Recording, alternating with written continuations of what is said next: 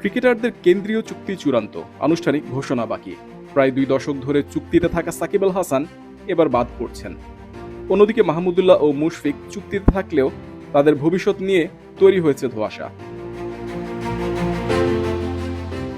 22 ক্রিকেটারকে রাখা হয়েছে 5 ক্যাটাগরিতে।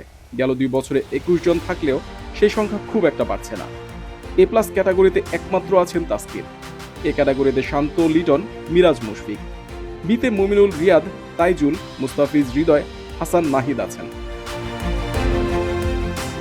সি ক্যাটাগরিতে সৌম্য, সাদমান, তানজিদ, জাকের, রিশাদ, শরীফুল, তানজিম ও মাহিদি। ডিতে 2 জন, নাসুম ও খালেদ। তবে এই তালিকা আটকে আছে মুশফিক ও রিয়াদের কারণে। তাদের অবসর ভাবনা জেনেই প্রকাশিত হবে তালিকা। নতুন তালিকায় তরুণদের গুরুত্ব দিলেও শামীম পাটোয়ারিকে বিবেচনায় রাখেনি নির্বাচকরা। অথচ উইন্ডিজে টি-20 সিরিজ জয়ে দারুণ ভূমিকা রেখেছিলেন। বিপিএলেও ছন্দময় ছিলেন শামীম। বিপিএলেও ধরে রেখেছেন ধারাবাহিকতা।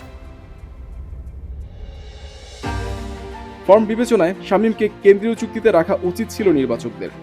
প্রতিভাবান ক্রিকেটারদের সুযোগ না দিয়ে অভিজ্ঞ বিবেচনায় অফ ফর্মের ক্রিকেটারদের চুক্তিতে রাখা বাদ দিতে হবে ক্রিকেটের স্বার্থে।